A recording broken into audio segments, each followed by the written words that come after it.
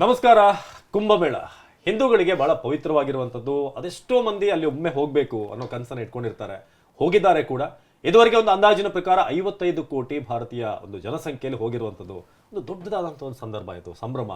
ಆದರೆ ಇದರ ಸುತ್ತ ಆಗ್ತಿರುವಂಥ ಒಂದಷ್ಟು ಈ ರಾಜಕೀಯ ಇದೆಯಲ್ಲ, ಹೇಳಿಕೆಗಳು, ಅಂದರೆ ಅಲ್ಲಿನ ನೈರ್ಮಲ್ಯ, ಬೇರೆ ಬೇರೆ ವಿಚಾರಕ್ಕೆ ವಿತ್ ಫ್ಯಾಕ್ಟ್ ಮಾತಾಡಿದ್ರೆ ಓಕೆ, ಆದರೆ ಎಲ್ಲೋ ಒಂದು ಕಾಡ್ತಿರುವಂಥ ಅಭದ್ರತೆ, ರಾಜಕೀಯ ಸ್ಟೇಟ್ಮೆಂಟ್ಗಳು ಯಾಕೆ ಅನ್ನೋ ಪ್ರಶ್ನೆ ಮಾಡುತ್ತೆ. ರಂಗನಾಥ್ ಅವರೇ, ನಾವು ಗಮನಿಸ್ತಾ ಇದ್ದೀವಿ, ಕುಂಭಮೇಳಕ್ಕೆ ಹೋಗ್ತಿರೋಂಥದ್ದು 25 ಕಿಲೋಮೀಟರ್ ನಡಿತೀವಿ, ನಾವು ಹೋಗ್ತೀವಿ, ವಯಸ್ಸಿನ ಇದಿಲ್ಲ, ಎಲ್ಲರೂ ಕೂಡ ಒಮ್ಮೆ ಹೋಗಬೇಕು ಅನ್ನೋ ಒಂದು ಆಸೆ ಇರುತ್ತೆ.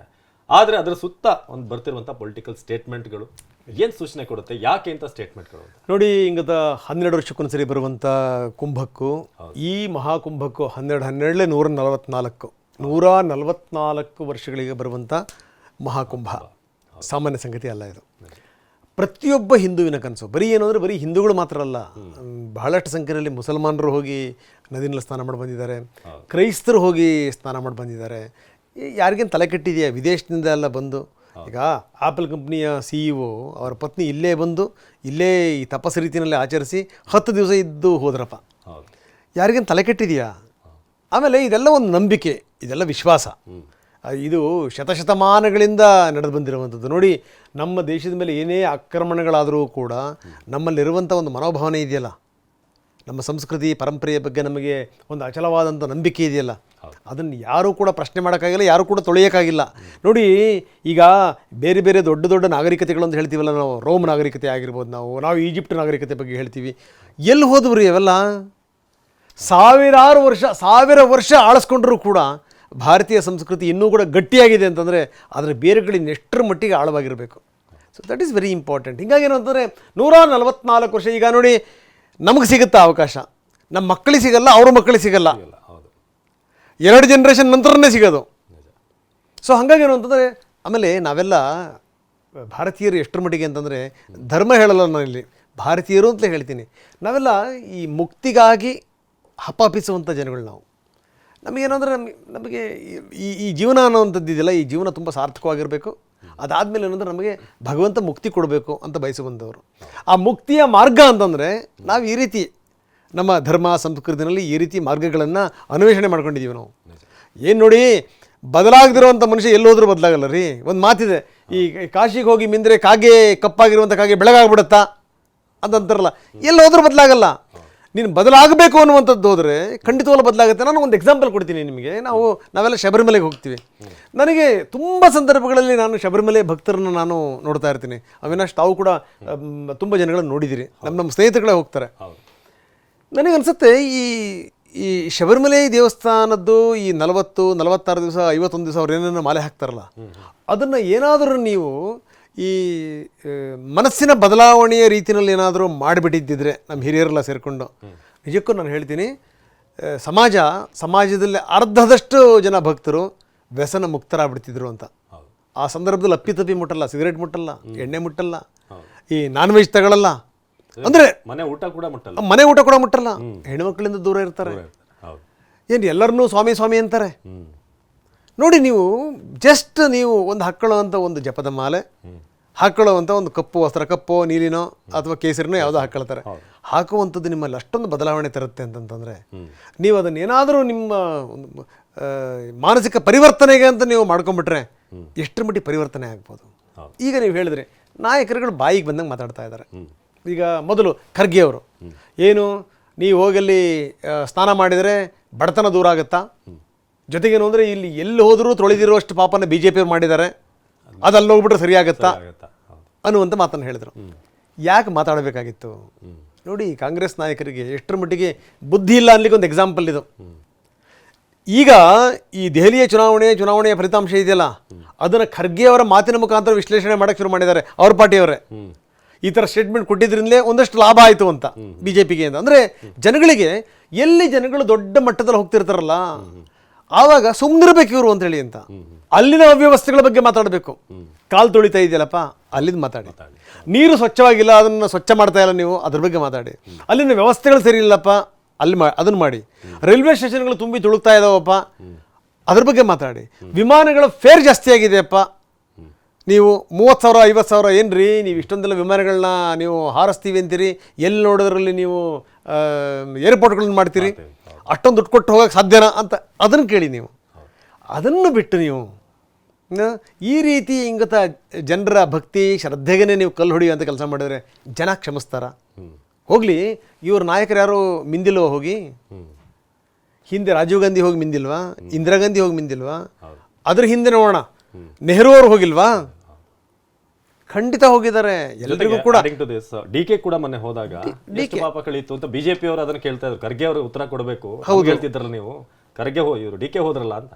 ಹೌದು, ಡಿ ಕೆ ಹೇಳಿದ್ರು ನನಗೆ ಕರೆದಿಯಾರಪ್ಪ, ನಾನು ಹೋಗ್ತೀನಿ. ನನಗೂ ಬರೀ ಅಲ್ಲಿ ಮಾತ್ರ ಹೋಗಿದ್ದಲ್ಲ ಅವರು, ಇಲ್ಲಿ ಟಿ ನರಸೀಪುರಕ್ಕೆ ಹೋಗಿ ಇಲ್ಲಿನ ಕುಂಭದಲ್ಲೂ ಕೂಡ ಇಲ್ಲಿನ ಸಂಗಮದಲ್ಲೂ ಕೂಡ ಸ್ನಾನ ಮಾಡಿದರು. ಜೊತೆಗೆ ಹೇಳಿದ್ರು ಏನು ಅಂದರೆ, ನೀವು ಅಲ್ಲಿಗೆ ಹೋಗಬೇಕು ಅಂತೇನಿಲ್ಲಪ್ಪ, ಅಲ್ಲಿ ತುಂಬ ದೊಡ್ಡ ಕ್ರೌಡ್ ಇದೆ, ಅಲ್ಲಿ ತೊಂದರೆಗಳು ಆಗ್ಬೋದು ನಿಮಗೆ, ಬನ್ನಿ, ಕಾವೇರಿಗಿಂತ ದೊಡ್ಡ ನದಿ ಯಾವುದಿದೆ ಆಯಿತಾ? ಈಗ ಗಂಗೆ ಯಮುನೆ ಚೈವ ಗೋದಾವರಿ ಸರಸ್ವತಿ ನರ್ಮದೆ ಸಿಂಧು ಕಾವೇರಿ ಜಲೈಸ್ಮಿನ್ ಸನ್ನಿಧಿಂ ಕುರು ಅಂತೀವಿ ನಾವು. ನಾವೆಂಥ ಜನಗಳು ಅಂತಂದರೆ ಅವಿನಾಶ್, ಈ ಕಾರ್ಪೊರೇಷನ್ ನಲ್ಲಿ ನೀರಿನಲ್ಲೂ ಕೂಡ ನಾವು ಗಂಗೆ ಯಮುನೆ ಚೈವ ಹೇಳಿ ಸ್ನಾನ ಮಾಡುವಂಥವ್ರು, ಅದರಲ್ಲೇ ನಾವು ಗಂಗಿನ ಕಾಣುವಂಥವ್ರು. ಹೀಗಾಗಿ ಅಲ್ಲಿಗೆ ಹೋಗ್ಬಿಡ್ರಪ್ಪ, ಕಾವೇರಿನಲ್ಲಿ ಮಿಂದರೂ ಸಾಕು ಅನ್ನುವಂಥ ಮಾತನ್ನು ಹೇಳಿದ್ರು. ಅದು ಕೂಡ ಒಂದು ದೊಡ್ಡ ಮಟ್ಟದ ಸದ್ದಾಗಿತ್ತು, ಸುದ್ದಿಯಾಗಿತ್ತು, ಪ್ರಶ್ನೆ ಬೇರೆ. ನೋಡಿ, ಖರ್ಗೆ ಅವರ ಸ್ಟೇಟ್ಮೆಂಟ್ ಹಿಂಗೆ. ಖರ್ಗೆ ಅವರು ಆದಮೇಲೆ ಲಾಲೂ ಪ್ರಸಾದ್ ಯಾದವ್ ಹೇಳಿದ್ರು, ಕ್ಯಾ ಕುಂಭ ಏ ಫಾಲ್ತು ಹೇ, ಕುಂಭ ಅಂತೆ, ಕುಂಭ ಅಂತಂತಂದರು. ನೋಡಿ, ಅದರ ಪರಿಣಾಮವೂ ಕೂಡ ಆಗುತ್ತೆ. ನಂಬರ್ 2. ನಂಬರ್ 3, ಈ ನಿನ್ನೆ ಇವ್ರು ಕೊಟ್ಟಿರುವಂಥ ಸ್ಟೇಟ್ಮೆಂಟ್, ಮಮತಾ ಬ್ಯಾನರ್ಜಿ ಕೊಟ್ಟಿರುವಂಥ ಸ್ಟೇಟ್ಮೆಂಟು, ಇದು ಕುಂಭನ ಒಂದು ಲೆಕ್ಕದಲ್ಲಿ ಏನು ಅಂತಂದರೆ, ಇದು ಕುಂಭ ಅಲ್ಲ, ಇದು ಮರಣ ಕುಂಭ ಅನ್ನೋ ರೀತಿಯಲ್ಲಿ ಹೇಳಿದ್ದಾರೆ ಅವರು. ಮೃತ್ಯು ಕುಂಭ ಅನ್ನುವಂಥ ಮಾತನ್ನು ಹೇಳಿದ್ದಾರೆ. ಇದು ಜೊತೆಗೆ ಬೇರೆ ಬೇರೆಯವರೆಲ್ಲ ಮಾತಾಡೋಕೆ ಶುರು ಮಾಡಿದ್ರು. ಈ ಅನ್ಸಾರಿ ಅನ್ನುವಂಥವನ್ನ ಕೊಂದು ಹಾಕಿದ್ರೆ ನಿಮಗೆ ಗೊತ್ತಿದೆ. ಆ ಅನ್ಸಾರಿ ತಮ್ಮ ಒಬ್ಬನೇ ಇದ್ದಾನೆ, ಅವನು ಅಫ್ಜಲ್ ಅನ್ಸಾರಿ ಅಂತ. ಅವನು ಕೂಡ SPI MP, ಸಮಾಜವಾದಿ ಪಾರ್ಟಿ MP. ಅವನು ಹೇಳಿರೋದು, ಅಯ್ಯೋ ಸ್ನಾನ ಮಾಡಿ ಮಾಡಿ ಎಷ್ಟರ ಮಟ್ಟಿಗೆ ಸ್ವರ್ಗಕ್ಕೆ ಹೋಗ್ಬಿಟ್ಟಿರೋ ಜನಗಳು ಅಂತಂದರೆ, ಸ್ವರ್ಗದಲ್ಲಿ ಈಗ ಸ್ವರ್ಗ ಹೌಸ್ಫುಲ್ ಈಗ ಅಂತ. ಇದೇ ಅನ್ಸಾರಿ ತನ್ನ ಧರ್ಮದ ಬಗ್ಗೆ ಯಾರಾದರೂ ಮಾತಾಡಿದ್ರೆ ಸುಮ್ಮನಿರ್ತಾನ? ಅಲ್ಲ, ಹಿಂದೂ ಧರ್ಮ ಅಷ್ಟು ಸಾಫ್ಟ್ ಟಾರ್ಗೆಟ್ ಆಗಿದೆಯಾ ಈಗ? ಅಂದ್ರೆ ಪ್ರತಿಯೊಂದು ಆಚರಣೆ ಬಗ್ಗೆ ಅಲ್ಲ ಏನು ಮಾತಾಡಿದ್ರು ದಕ್ಕಿಸ್ಕೋಬಹುದು ಅಂತ.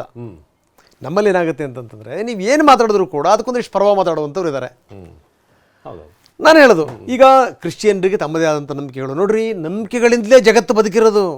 ಇಸ್ಲಾಮದ ತಂದೆ ಆದಂಥ ಒಂದು ನಂಬಿಕೆಗಳು ಬೇಕೇ ಬೇಕು.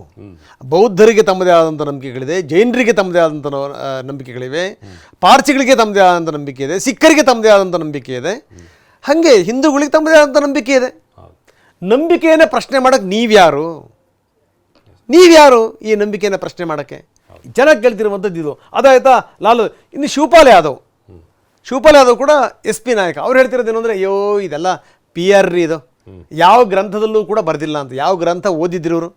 ನಾನು 10 ಉದಾಹರಣೆಗಳನ್ನು ಕೊಡಬಲ್ಲೆ, ಬೇಡ ಈಗ ಆ ಸಮಯ ಅಲ್ಲ. ಈಗ ಯಾವ್ಯಾವ ಗ್ರಂಥದಲ್ಲಿ ಏನೇನು ಉಲ್ಲೇಖ ಮಾಡಿದ್ದಾರೆ ಅಂತ ಹೇಳುವಂಥ ಸಮಯ ಅಲ್ಲ. ಇಲ್ಲಿ ನೀವು ಕೇಳಿದಂಥ ಪ್ರಶ್ನೆ, ಯಾಕೆ ಸುಲಭವಾಗಿ ನಾಯಕರು ಹಿಂಗೆ ಕಮೆಂಟ್ ಹೊಡೆದು ಬಿಡ್ತಾರೆ, ಏನು ಕತೆ ಅಂತ. ಇಲ್ಲಿ ಅವರಿಗೆ ರಾಜಕೀಯ ಅಸ್ಥಿರತೆ ಕಾಡ್ತಾ ಇದೆ. ನೀವು ಆರಂಭದಲ್ಲಿ ಒಂದು ಮಾತನ್ನು ಹೇಳಿದ್ರಿ, ಇಲ್ಲಿ ತನಕ 55 ಕೋಟಿ ಜನ ಹೋಗಿ ಅಲ್ಲಿ ಪುಣ್ಯ ಸ್ನಾನ ಮಾಡಿದ್ದಾರೆ, ಅಮೃತ ಸ್ನಾನ ಮಾಡಿದ್ದಾರೆ. 55 ಕೋಟಿ ಜನ. ನಮ್ಮ ದೇಶದ ಜನಸಂಖ್ಯೆ 135ರಿಂದ 140 ಕೋಟಿ ಅಂತಾರೆ. ಅದರಲ್ಲಿ ಹಿಂದೂಗಳ ಸಂಖ್ಯೆಯನ್ನು ನೀವು ಪರಿಗಣಿಸಿದರೆ ಅರ್ಧಕ್ಕಿಂತ ಹೆಚ್ಚು ಜನ ಹೋಗಿ ಅಲ್ಲಿ ಸ್ನಾನ ಮಾಡಿದ್ದಾರೆ. ಬಂದಿರುವಂಥದ್ದು ಅದು. ಮೊದಲೇ ಏನು ಅಂತಂದರೆ, ನೋಡಿ, ಯಾವತ್ತೂ ಕೂಡ ಜೈ ಶ್ರೀರಾಮ್ ಅಂದ ತಕ್ಷಣ ಇವನು ಸಂಘದವನು ಅಂತ ಹೇಳೋದು, ಜೈ ಶ್ರೀರಾಮ್ ಅಂದ ತಕ್ಷಣ ಇವನು BJP ಇವನು ಅಂತ ಅನ್ನೋದು, ಧರ್ಮ ಸಂಸ್ಕೃತಿಯ ಬಗ್ಗೆ ಮಾತಾಡಿದ ತಕ್ಷಣ ಅವನು BJP ಗುಂಪಿಗೆ ಸೇರಿಸ್ಬಿಡೋದು. ಇದನ್ನು ಪಕ್ಷಗಳು ನಿರಂತರವಾಗಿ ಮಾಡ್ಕೊತಾ ಬಂದಿವೆ. ಅಂದರೆ ಬರೀ ಅಂದರೆ ಇವರು ಎಲ್ಲ ಸಮಸ್ತ ಹಿಂದೂಗಳನ್ನು BJP ಅವರಿಗೆ ಬರ್ಕೊಟ್ಬಿಟ್ಟಿದ್ದಾರೆ. ಕಾಂಗ್ರೆಸ್ನವರು, ತೃಣಮೂಲ ಕಾಂಗ್ರೆಸ್ನವರು, ಸಮಾಜವಾದಿ ಪಾರ್ಟಿಯವರು ಸಮಸ್ತ ಹಿಂದೂಗಳನ್ನು BJPಗೆ, ಸಂಘಕ್ಕೆ ಬರ್ಕೊಟ್ಬಿಟ್ರೆ ಅವರು.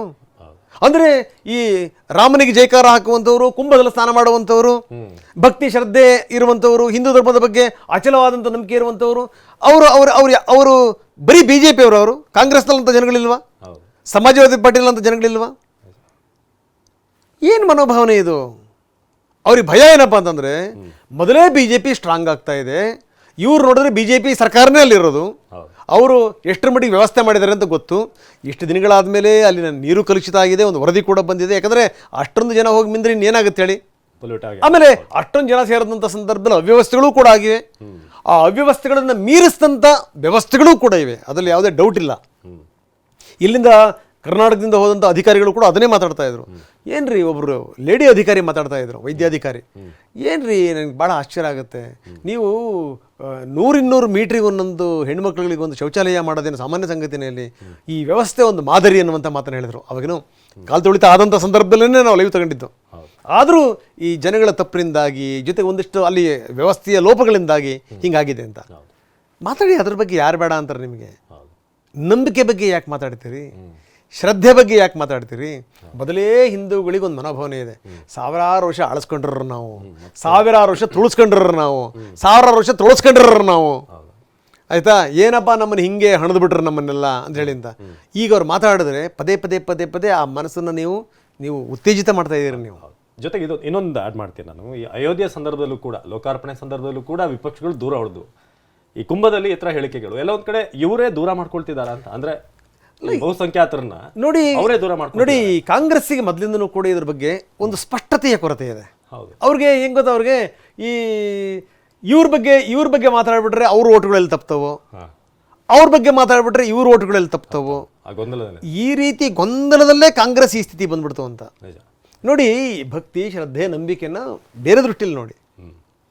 ನೀವು ದೇಶದ ಸಮಗ್ರತೆ, ಶಾಂತಿ, ಸುವ್ಯವಸ್ಥೆ ಅದನ್ನು ನಿಮ್ಮ ದೃಷ್ಟಿಯಲ್ಲಿ ನೋಡಿ. ಯಾರು ಬೇಡ ಅಂತಾರೆ ನಿಮಗೆ? ಇವರೇ ಬಿಜೆಪಿಗೆ ಅನುಕೂಲ ಮಾಡ್ಕೊಡ್ತಿದ್ದಾರೆ 100%. ಈಗ ಇವೆಲ್ಲ ಈ ಸ್ಟೇಟ್ಮೆಂಟ್ಗಳು ಏನಾಗ್ತಿದೆ ಹೇಳಿ? ಮಲ್ಲಿಕಾರ್ಜುನ್ ಖರ್ಗೆ ಅವರ ಸ್ಟೇಟ್ಮೆಂಟನ್ನು ದಿಲ್ಲಿ ಚುನಾವಣೆಯಲ್ಲಿ ಬಿಜೆಪಿ ಗೆಲ್ತಲ್ಲ, ಅದಕ್ಕೆ ಅವ್ರ ಪಾತ್ರ ಇದೆ ಅಂತ ವಿಶ್ಲೇಷಣೆ ಮಾಡ್ತಾ ಇದ್ದಾರೆ. ಹಂಗಿದ್ದಾಗ ಏನರ್ಥ? ಮುಂದಿನ ದಿನಗಳಲ್ಲಿ ಉತ್ತರ ಪ್ರದೇಶ ಚುನಾವಣೆ ಬರುತ್ತಪ್ಪ, ಬಂದಾಗ ಏನು ಸಂದೇಶ ಹೋಗುತ್ತೆ? ನೀವು ಇದನ್ನ ಅವರಿಗೆ ಅನುವು ಮಾಡಿಕೊಡ್ತಾ ಇದ್ದೀರಿ. ನೀವು ಲೋಪದೋಷಗಳೀಗ ಅನ್ನೋದನ್ನು ಬಿಟ್ಟು ನೀವು ಜನ ಅಲ್ಲಿ ಹೋಗೋದೇ ತಪ್ಪು, ಅಲ್ಲಿ ಮೀಯೋದೇ ತಪ್ಪು, ಭಕ್ತಿ ಶ್ರದ್ಧೆಯಿಂದ ನಡ್ಕೊಳ್ಳೋದೇ ತಪ್ಪು ಅಂದರೆ ಅವ್ರಿಗೆ ಇನ್ನೊಂದು ಭಯ ಇದೆ. ನೋಡಿ, ಹೋಗುವಂಥವ್ರು, ಕುಂಭಕ್ಕೆ ಹೋಗುವಂಥವ್ರು ಬರೀ ಪ್ರಯಾಗಕ್ಕೆ ಮಾತ್ರ ಹೋಗಲ್ಲ, ಆ ಕಡೆ ಕಾಶಿಗೆ ಹೋಗ್ತಾರೆ, ಈ ಕಡೆ ಅಯೋಧ್ಯೆಗೆ ಬರ್ತಾರೆ. ಅಲ್ಲಿ ಕಾಶಿಯಲ್ಲಿ ಏನೇನು ಡೆವಲಪ್ಮೆಂಟ್ಗಳಾಗಿದೆ ಅನ್ನೋದನ್ನು ನೋಡ್ತಾರೆ. ಅಯೋಧ್ಯೆಯಲ್ಲಿ ಮಂದಿರ ನೋಡಿದಂಥ ಸಂದರ್ಭದಲ್ಲಿ ಶತಶತಮಾನಗಳ ನಮ್ಮ ದೌರ್ಬಲ್ಯ ಇತ್ತಲ್ಲ, ಆ ದೌರ್ಬಲ್ಯ ತೊಡಿತಪ್ಪ ಅನ್ನುವಂಥ ಮನೋಭಾವನೆ ಬಂದುಬಿಟ್ರೆ, ದಾಸ್ಯದಿಂದ ನಾವು ಹೊರಗಡೆ ಬಂದ್ವಿ ಅನ್ನುವಂಥ ಮನೋಭಾವನೆ ಬಂದುಬಿಟ್ರೆ, ಅವು ಕೂಡ ಓಟ್ಗಳು ಬಿಜೆಪಿ ಪಕ್ಕ ಆಗ್ಬಿಡ್ತವೆ. ನೀವೊಂದು ಅನಾಲಿಸಿಸ್ ಕೊಡ್ತಾ ಇದ್ರಿ, ಇಷ್ಟು ಕೋಟಿ NDAಗೆ ಬಿದ್ದಿರೋದು ಇಷ್ಟು.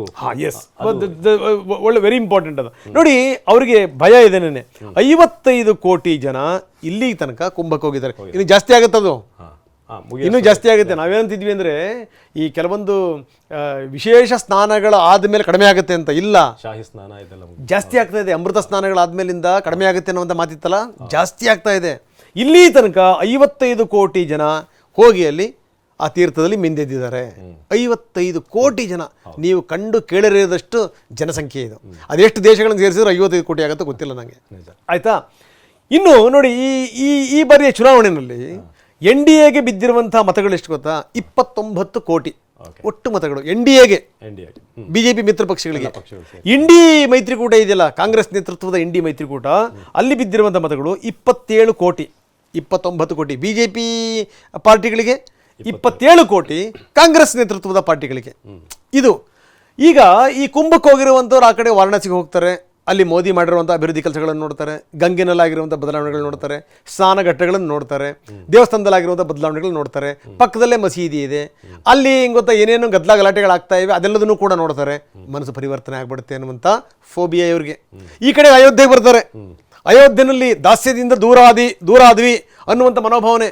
ಅದು ನೋಡಿ ಗೊತ್ತಾ, ಹಿಂದೂಗಳು ಎದೆ ಉಬ್ಬಿಬಿಟ್ರೆ, ಜಾಗೃತ ಆಗಿಬಿಟ್ರೆ, ಆ ಓಟ್ಗಳು ಕೂಡ ಬಿಜೆಪಿಗೆ ಪಕ್ಕ ಆಗ್ಬಿಡ್ತವೆ. ಈ ರೀತಿ ನರಳ್ತಾ ಇದ್ದಾವೆ ಪಾರ್ಟಿಗಳು. ಈ 29, 27 ಶಿಫ್ಟ್ ಆಗುತ್ತೆ, ಶಿಫ್ಟ್ ಆಗ್ಬಿಡುತ್ತೆ. ಎಲ್ಲಾದ್ರೂ ಉಂಟಾ ಅವಿನಾಶ್? ಈಗ DK ಶಿವಕುಮಾರ್ ಹೋಗಿ ಮಿಂದು ಬಂದಿರೋ ತಕ್ಷಣ ಅವರು ಕಾಂಗ್ರೆಸ್ಸಿಗರಲ್ದೇ ಅವರು ಬಿಜೆಪಿ ಅವರಾಗ್ಬಿಟ್ರ? ಈ ಮನೋಭಾವನೆಗಳಿದೆಯಲ್ಲ, ಇದೆಲ್ಲದ್ರ ಹೊರತಾಗಿನೂ ಕೂಡ ಕಾಂಗ್ರೆಸ್ ಪಾರ್ಟಿಯವರು ಹೋಗಿ ಅಲ್ಲಿ ಪುಣ್ಯ ಸ್ನಾನ ಮಾಡ್ಕೊಂಡ್ ಬಂದಿದ್ದಾರೆ, ಬೇರೆ ಪಾರ್ಟಿಯವರು ಮಾಡ್ಕೊಂಡ್ ಬಂದಿದ್ದಾರೆ. ಈ ರೀತಿ ಒಣ ಫೋಬಿಯಾಗಳನ್ನು ಬಿಟ್ಟು ನಾವೇನು ಮಾಡಬೇಕು ಅಂತ ಯೋಚನೆ ಮಾಡಿದ್ರೆ ಈ ಪಕ್ಷಗಳು ಉದ್ಧಾರ ಆಗ್ತವೆ, ಸಮಾಜವೂ ಕೂಡ ಉದ್ಧಾರ ಆಗುತ್ತೆ. ಖಂಡಿತ ಇದನ್ನ ಅರ್ಥ ಮಾಡ್ಕೋಬೇಕು. ನಾವು ಒಂದು ವಿಶ್ಲೇಷಣೆಯನ್ನು ಕೊಟ್ವಿ ಡೀಟೇಲ್ ಆಗಿ. ನಿಮ್ಮ ರಾಜಕೀಯ ಏನೇ ಇರಲಿ, ಧರ್ಮ, ಅದರ ನಂಬಿಕೆಗಳನ್ನ ದಯವಿಟ್ಟು ಹರ್ಟ್ ಮಾಡುವಂತ ಕೆಲಸವನ್ನ ಮಾಡಬೇಡಿ. ಜೊತೆಗೆ ಇರುವಂತ ಸಮಸ್ಯೆಗಳ ಬಗ್ಗೆ ಮಾತನಾಡಿ, ವಾಯ್ಸ್ ರೇಸ್ ಮಾಡಿ. ನಾವು ಕೂಡ ಅದನ್ನ ಸ್ವಾಗತ ಮಾಡ್ತೀವಿ. ಎಲ್ಲರೂ ಕೂಡ ಭಾರತೀಯ ಜನತೆ ಅದರ ಸ್ವಾಗತ ಮಾಡ್ತಾರೆ. ನಿರಂತರ ಸುದ್ದಿಗಾಗಿ ನೋಡ್ತಾರೆ TV9.